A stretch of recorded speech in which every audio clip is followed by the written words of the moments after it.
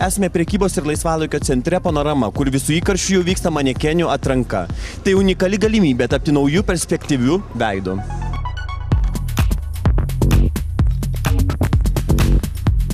Ko tu tikėsi iš šios atrankos? Na, modeliu tapti nebuvo niekada mano svajonė, bet galvojau pabandyti savo jėgas išbandyti ir bus matyti, kaip gausis.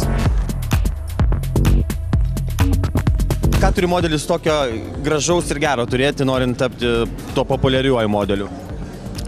Visų pirma, tai tikriausiai charizmatiška asmenybė, kad būtų, kad turėtų charizmas.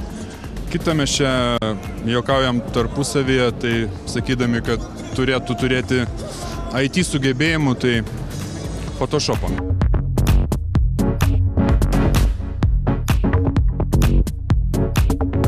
Jolanta, šiandieną startavo jūsų projektas Grožio diktatūra. Kas tai yra? Grožio diktatūra tai mūsų noras surasti gražiausią, stilingiausią, perspektyviausią Lietuvos naują veidą, pradedant merginoms ir vaikinams ir duoti sėkmingą startą į lietuviškas ir tarptautinės mados rinkas. Todėl ir pasiryžome su informaciniais partneriais paskelbti šitokią atranką ir diktatūrą. Ir kartu su Mados Reidu, naujoju Delfi portalu 5 braškės paskelbėme šitą projektą.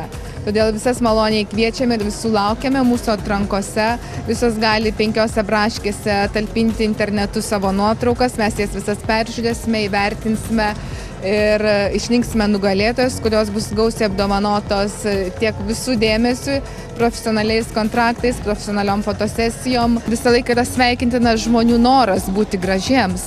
Ne kiekvienam Dievo dovana šitą yra duota, bet tas norą visą laiką mes vertiname ir duodame patarimus, ar tu gali, ar kažkokiu tai būdu tapti arčiau to idealo, kurio sieki.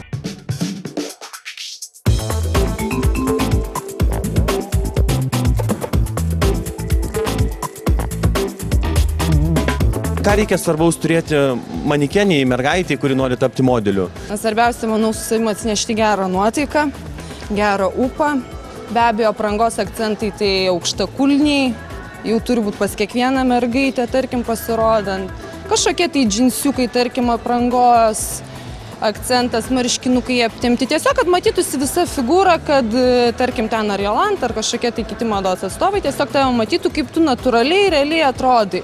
Plaikučiai, aišku, paleisti, išplauti, tvarkinga, kvepianti visa mergaitė. Tai tiesiog tiek.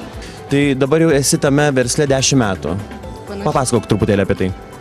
Na, pradėjau tai dirbti šitą darbą, kaip ir daugelis mergaičių, nuo atrankos. Mane pastebėjo Modelinos modelio agentūra.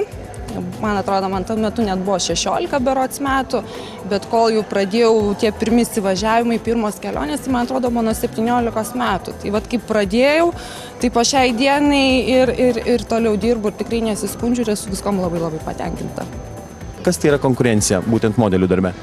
Žinok, aš tau dabar pasakysiu taip, kadangi aš jau vos ne 10 metų dirbu šitą darbą, pradžioj ta konkurencija be proto jautėsi, dėl to, kad, tarkim, darbas buvo toksai, kad, tarkim, tu turi skristi kažkokią tai šalį, tu turi prabūti ten porą mėnesių, tarkim, tu turi gyventi su manekenėm ir tu tiesiog matai, kaip ten tos panelės vos ne pavydžiai tave žiūri, jeigu tu gavai vieną ar kitą darbą ir visą kitą supranti. Dabar jau, kadangi aš jau 3 metai ar 4 metai, aš absoliučiai castingų tų vadinamų atrankų kaip ir nebedarau.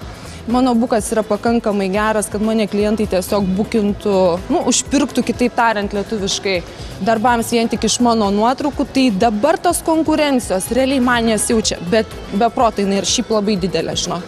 Be proto didelė. Ar mūsų jaunimas skiriasi nuo užsienio jaunimo, kaip manai? Keičiasi ir stilius, ir mada, ir tikrai, ta prasme, nėra, kad skirtųsi labai ypatingai nuo užsienio. Prekybos ir laisvalaikio centras Panorama jau tampa mados centru. Iš tiesų galima sakyti, žinokit, kad taip, nes kiek teko pačiai, tarkim, ir apsipirkti, ir apsižiūrėti, tarkim, tai čia yra, tarkim, nuo jaunimo linijos iki pagyvenusio amžiaus žmonių, tarkim, kurie galėtų apsipirkti. Mano nuomonė, tai tikrai tiek ir batų pasirinkimas, tiek ir rūbų pasirinkimas, tiek ir apatinių čia pasirinkimas gan yra didelis. Simona, tai tavo paskutinis palinkėjimas toms merginoms, kurios svajoja tapti manekenėmis? Nu ką galėčiau palinkėti? Svarbiausia turbūt, kad mylėkit madą, meną ir grožį.